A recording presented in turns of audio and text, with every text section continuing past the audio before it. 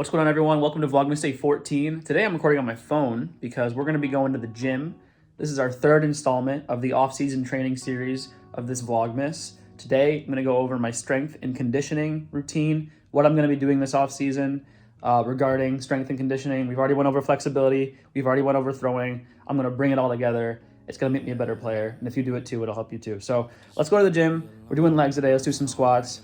And let's talk about it after. I get in, I take a shower, read a book and feel empowered. Smoking on that sour got me counting down the hours. Thinking of all the shit that they could do but won't allow us. Then I realize they all some cowards. The world is ours.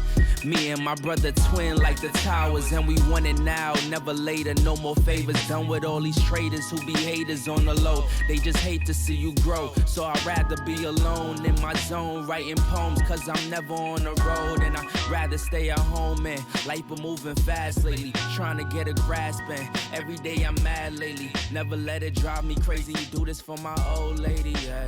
They told us stay quiet, better close your lips. We never thought we'd get our chance to speak. So we just stay grinding, trying to hold our chips, and thank God for our chance to breathe. They told us stay quiet, better close your lips. We never thought we'd get our chance to speak. So we just stay. So that was my day at the gym. Pretty good day. Hit a squat PR. I think it was 190 for 5. So feeling pretty good getting back into that. Hey, Azula. So yeah, this is kind of a short video, more vlog style, but I just wanted to talk about the training aspect of going to the gym and doing some conditioning. I'll probably start doing some more cardio as well. I play hockey in the off season as well, so that'll kind of be my cardio, maybe a little bit of running, and then going to the gym 6 days a week. So the program I'm running right now is push-pull legs, so PPL. I'm gonna interject to add as well, the routine that I'm doing is the Reddit push-pull legs routine. I think it's from r/fitness or something. So I'll put a link to that in the description. There's a really good post that explains all of it.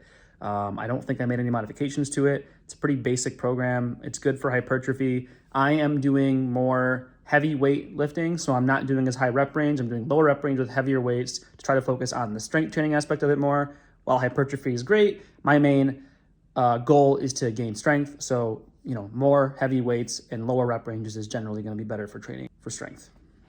So the legs that I just did, that's going to be 1/3 of what I'm doing at the gym on a weekly basis. So it's just push-pull legs, and then a rest day. So on your push days, you're hitting chest, triceps, shoulders. On your pull days, you're hitting back and biceps. And your legs, you're hitting everything below the waist. And then deadlifts on your pull days as well, so lower back. And then maybe on rest days or on certain days, I'll throw in some ab work. I think ab work will be pretty good. There's a couple of ab exercises. I've also thought about doing some hip exercises. Want to have hip mobility and hip strength. Even those are kind of hit a little bit while doing squats and RDLs and stuff like that. But I think doing hip exercises like hip abductors will be pretty useful as well. And like I said, also just some core stuff.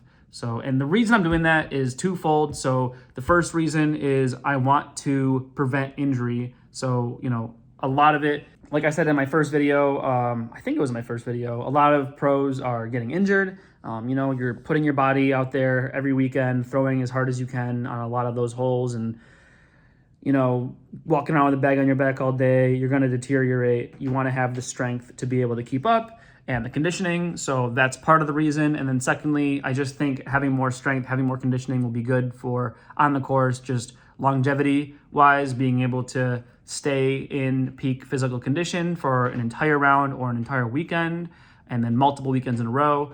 But also, I think being in better physical shape, flexibility wise, strength wise, especially strength wise, will help increase my distance a little bit.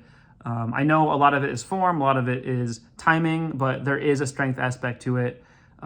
There's a reason why some of those guys who are on tour, Garrett Gerthy, Paul McBeth, Drew Gibson, these guys aren't small, right? They have big arms, big legs, they have muscles, and I think that is part of the reason why they can crush the way they do. And especially for me, I'm not a lanky guy. I'm 5'8". I have an unimpressive wingspan, pretty average. I'm not physically blessed in the way that some of these other guys are, who are just super lanky and have huge wingspans and can just hurl the disc with less effort. I need to put more into it, which means being tighter on my form, having more strength, and being able to like explode with the disc a little more than other people can to sort of reach that 500-foot distance. So with throwing into a net, with stretching, with doing field work, I'm also going to be hitting the gym because I think that's going to play an instrumental part into increasing distance, and then also increasing like how much top distance throws I can throw in a day, in a weekend, or in a week. Say I'm doing field work and I want to work on my distance. I don't want to throw my arm out 2 days before a tournament, but if I'm going to the gym all the time, then